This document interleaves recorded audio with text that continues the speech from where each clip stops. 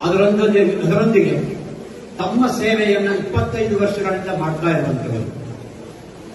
ಅಂದ್ರೆ ಆಸ್ಪತ್ರೆಯ ಹುಟ್ಟಿದಾಗಿನಿಂದಲೂ ಕೂಡ ಈ ಒಂದು ಆಸ್ಪತ್ರೆ ಜೊತೆಯಲ್ಲೇ ಇದ್ದಂಥವರು. ಪ್ರಾಯಶಃ ಮುಂಚೆ ಕಳ್ಕೊಂಡಿದ್ದಂದ್ರೆ ಅವರನ್ನ ಈ ಆಸ್ಪತ್ರೆಯ ಓರ್ವ ಸಿಬ್ಬಂದಿ ಅಂತಲೇ ಭಾವಿಸ್ತಾ ಇದ್ದಾರೆ. ಆ ರೀತಿಯಲ್ಲಿ ನಮ್ಮ ಆಸ್ಪತ್ರೆಗೆ ಸೇವೆಯನ್ನು ಕೊಟ್ಟಿರುವಂತವರು. ಅದು ಯಾವುದೇ ವೇಳೆಯಲ್ಲಿ ಇರಬಹುದು.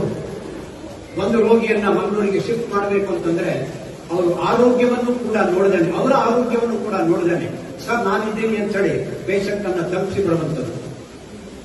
ಹಾಗಾಗಿ 25 ವರ್ಷದಿಂದ ಸೇವೆಯನ್ನು ಕೊಡ್ತಾ ಇದ್ದಾರೆ ಆಂಬ್ಯುಲೆನ್ಸ್ ಅಲ್ಲಿ ಅಂತಂದ್ರೆ ಅದು ಖಂಡಿತವಾಗಿಯೂ ಅತ್ಯಂತ ಸಂತೋಷವನ್ನು ಕೊಡುವಂತಹ ಒಂದು ವಿಷಯ. ಅವರ ಸೇವೆ ಇದೇ ರೀತಿ ಮುಂದುವರಿಯಲಿ ಅಂತ ನಾನು ದೇವರಲ್ಲಿ ಕೇಳ್ಕೊಳ್ತೀನಿ. ಹಾಗೆಯೇ ಇದು ಸಿಲ್ವರ್ ಜುಬ್ಲಿ ಇಯರ್ ಆಗಬಾರದು, ಅವರಲ್ಲಿ ಸುವರ್ಣ ಮಹೋತ್ಸವವನ್ನು ಕೂಡ ಆಚರಿಸಬೇಕು.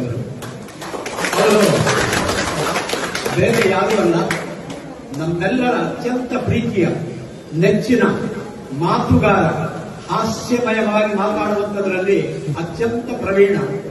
ಅವರ ಜೊತೆಯಲ್ಲಿ 1 ಗಂಟೆ ಇದ್ಕೊಂಡ್ರೆ ಇಡೀ ದಿವಸ, 1 ಗಂಟೆ ಬೇಡ 10 ನಿಮಿಷ ಇದ್ರೆ ಸಾಕು, ಇಡೀ ದಿವಸದ ಟೆನ್ಷನ್ ಪೂರ್ತಿ ಕಡಿಮೆ ಆಗುತ್ತೆ. ಆ ರೀತಿಯಲ್ಲಿ ನಮ್ಮನ್ನು ನಗಿಸಿಕೊಂಡು ಆ ಸೇವೆಯನ್ನು ಮಾಡ್ತಾ ಇರುವಂತವರು ಅವರು ಬೇರೆ ಯಾರು ಅಲ್ಲ, ನಮ್ಮ ಬೆಳ್ತಂಗಡಿಯ ನಮ್ಮ ಆಸ್ಪತ್ರೆಯ ಒಂದು ರೀತಿಯ ಅವಿಭಾಜ್ಯ